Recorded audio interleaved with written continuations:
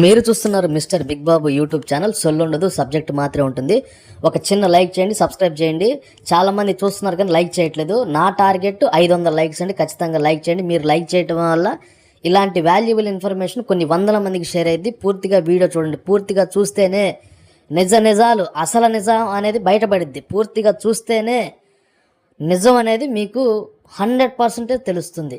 పూర్తిగా చూడండి. ఇక వీడియోలోకి వెళ్తే, సంక్రాంతి మూమెంట్లో 2 సినిమాలు రిలీజ్ అయినాయి. ఒకటి రాజాసాబ్, రెండోది మన శివశంకర వరప్రసాద్. రాజాసాబ్ మూవీ 3 గంటల 10 నిమిషాలు, శివశంకర వరప్రసాద్ మూవీ 2 గంటల 40 నిమిషాలు. ఈ రెండిట్లో ఏ మూవీకి ఎక్కువ కలెక్షన్ వచ్చింది ఈ 5 రోజుల్లో? రాజాసాబ్ మూవీ 550 కోట్లు బడ్జెట్ అంట, అంటే సుమారు 500 కోట్లు బడ్జెట్. కొంతమంది చెప్తుంది ఏంటంటే రాజాసాబ్ 5 రోజుల్లోనే 600 కోట్లు వచ్చిందని కొంతమంది చెప్తున్నారు. కింద మీరు కామెంట్ చేయండి, ఏ సినిమా మీకు నచ్చింది కింద ఖచ్చితంగా కామెంట్ చేయండి. కొంతమంది ఏమంటున్నారంటే 120 కోట్లు రాజాసాబ్కి వచ్చింది, అంటే మిక్స్డ్ టాక్ అనమాట. శివశంకర్ వరప్రసాద్ మూవీ తీసింది 200 కోట్లు. ఫస్ట్ డే కలెక్షన్ చెప్తుంది ఏంటంటే 150 కోట్లు.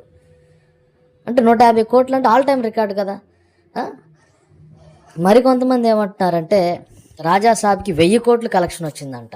ఈ 2 మూవీస్లో ఏది బాగుందంటే రాజాసాబే బాగుంది. చాలామంది ఎక్కువ ఓటింగ్ దేనికి వేశారంటే రాజాసాబ్ మూవీకే ఓటింగ్ వేశారు. చాలామంది రాజాసాబ్ మూవీ నాశనం చేయడానికి ట్రై చేశారు. పెద్ద పెద్ద యూట్యూబర్స్ కూడాను రాజాసాబ్ మూవీని నాశనం చేయడానికి ట్రై చేశారు, కానీ ఎక్కువ జనాలు రాజాసాబ్ మూవీకే ఓటేశారు. శివశంకర్ వరప్రసాద్ మూవీ యావరేజ్ అండి, యావరేజ్గా ఉందని చాలామంది కింద కామెంట్లు పెడుతున్నారు. మీ అభిప్రాయాన్ని కామెంట్ చేయండి. మొత్తానికి సంక్రాంతి మూవీస్లో రాజాసాబ్ హిట్ ట్రాక్తో నడుస్తుంది. కలెక్షన్ పరంగా చూసినట్లయితే రాజాసాబ్కి ఎక్కువ కలెక్షన్ రావడానికి ఛాన్స్ ఉంది. ఎందుకు ఎక్కువ కలెక్షన్ రావడానికి ఛాన్స్ ఉందంటే, మన తెలుగు ఇండస్ట్రీలో ప్రభాస్ ఒక్కరే ఇండియా మొత్తం ఫ్యాన్ ఫాలోయింగ్ ఉందండి. అవునా కాదా? ప్రభాస్ ఒక్కరే ఇప్పటి వరకు తెలుగు ఇండస్ట్రీలో, అలాగే ఇండియా మొత్తంలో హయ్యెస్ట్ కలెక్షన్ తీసుకొచ్చిన వ్యక్తి ఎవరైనా ఉన్నారంటే ప్రభాస్ గారి పైన కుట్రలు కూడా జరుగుతున్నాయి అంటున్నారు కొంతమంది. ఎందుకంటే ఇండియా మొత్తంలో హయ్యెస్ట్ కలెక్షన్ తీసుకొచ్చింది ఆయనే కదా. మీరు రికార్డ్స్ చూసుకోండి.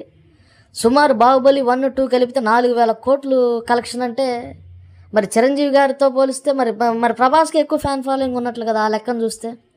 సో రాజాసాబ్ మూవీకి ఎటు చూసుకున్నా కానీ ఎక్కువ కలెక్షన్ వస్తుంది, దాంట్లో డౌటే లేదు. ఎందుకంటే అది పాన్ ఇండియా మూవీ.